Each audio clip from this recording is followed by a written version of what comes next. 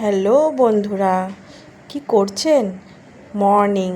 এই দেখুন আমার গাছের ফুল দিয়ে আপনাদের সাথে কথা বলা শুরু করলাম। দেখুন গাছে কত ফুল ফুটেছে, খুব ভালো হয়েছে। আজকে এত ফুল ফুটেছে কারণ দাসবাবু ফুল আনতে গেছিলো, ফুলালি বসেনি। ওই কাকিমা মনে হয় আসতে পারিনি বৃষ্টিতে।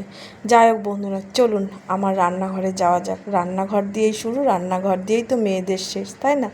আজকে বেশি কিছু রান্না করব না, কেন বলুন তো? কালকে রিচ খাওয়া পড়েছে তো একটি, মানে শরীরটা অতটা দিচ্ছে না, তার জন্য সামথিং একটু করলা ভাজা। এটা উচ্ছে না করলা আমি জানি না, কমেন্ট বক্সে অবশ্যই বলবেন তো। এই ভাজা আর একটু পালং শাক করবো। পালং শাকটা কিন্তু সব রকম সবজি দিয়েই করব।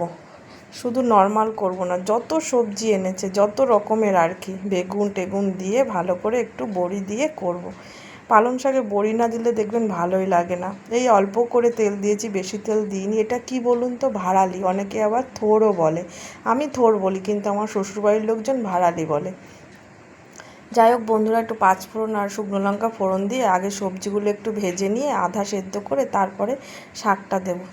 এবার শাকের ব্যাপারে বলি। এই যে শাক আপনারা দেখছেন পালং শাক, বাছতে গিয়ে আমার জীবন বেরিয়ে গেছে। কেন জানেন? এমনি কচি 3টে আটি নিয়ে এসছে, 3টে আটি ভিতরে সব পচে গেছে। এই বেছে বেছে নিতে নিতেই আমার 9:30 বেজে গেছে। সেই 9:45 থেকে বাছতে বসেছি। যাই হোক আলটিমেটলি বাছা হয়েছে। টমেটো দিয়ে পালং শাকটা বসিয়ে দিলাম। দাসবাবু বলেছে পালং শাকটা শুকনো করবে না, একটু ঝোলা ঝোলা করবে। আমি তাই চেষ্টা করব। বন্ধুরা কেমন আছেন জিজ্ঞাসা করতে ভুলে গেছি। কি করব বলুন, রান্নার তাড়নায় ভুলেই যেতে হয়।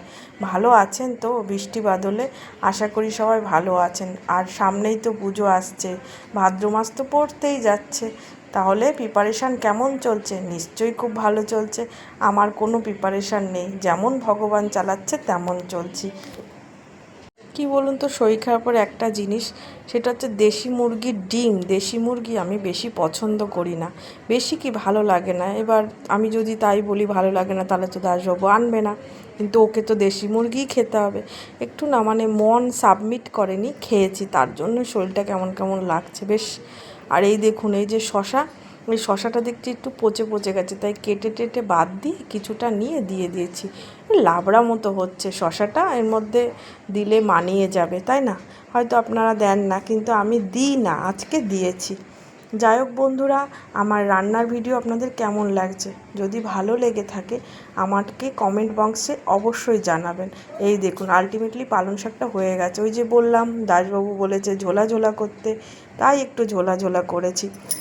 কিন্তু দাসবাবুকে দিয়ে আমি আবার একটু শুকিয়ে নিয়েছি, আমার আবার ঝোল কিছু ভালো লাগে না।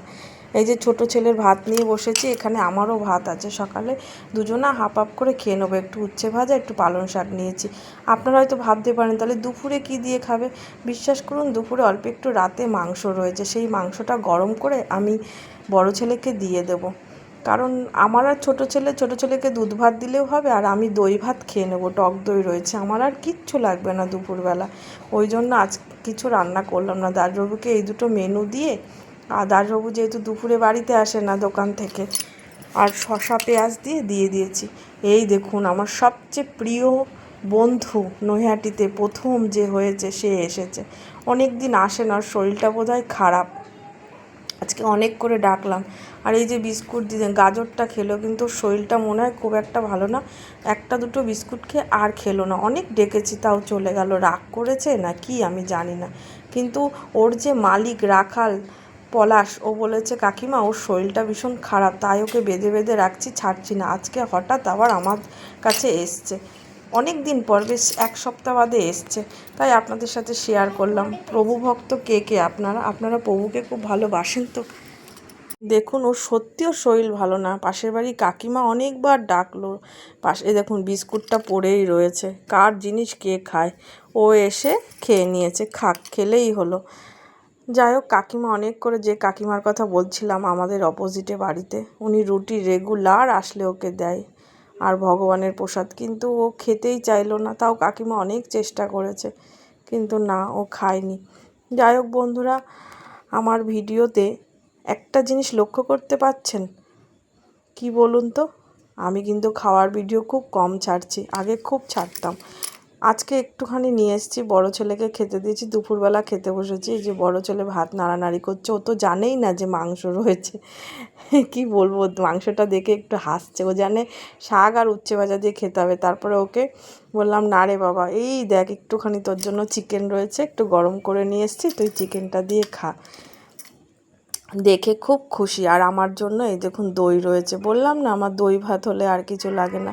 আর এটা না নৈহাটির জগত্তারিণী বলে একটা দোকান আছে, খুব সুন্দর দোকান। ওই দোকানের দইটা খুব টকও না আর খুব মানে খুব টেস্টি। ওই দই দিয়ে ভাত দিয়ে আমি খেয়ে নেব। আর একটা জিনিস দেখবেন বন্ধুরা, যেটা আমরা ডিটক্স খাই সেটা হচ্ছে একটা মানে বানায়, কি বলে, জুস টাইপের। ওর মধ্যে দিই বিট, এই যে দেখুন বিট, গাজর, তারপরে হলুদ, আদা, এগুলো দিয়ে এটা সারা রাত থাকে। এটা পরের দিন সকালে আমরা ছাঁকনিতে ছেঁকে আমরা 4টে মানুষ যেটুকু একটু একটু করে খাই, এটা ডিটক্স হয়। যাই হোক বন্ধুরা, আমার ভিডিওটা যদি ভালো লাগে অবশ্যই একটা শেয়ার করবেন। সবার লাস্টে এই কথাটাই বললাম। সন্ধ্যের টিফিনটাও আপনার সাথে শেয়ার করতে পারলাম। দুধ মুড়ি দিয়েছি, আমি একটু আম নিয়ে বসেছি। আম তো আমার ফেভারিট, আগেও বলেছি। রাধে রাধে, ওং নমঃ শিবায়, টাটা। বড় ছেলে পড়তে বসেছে।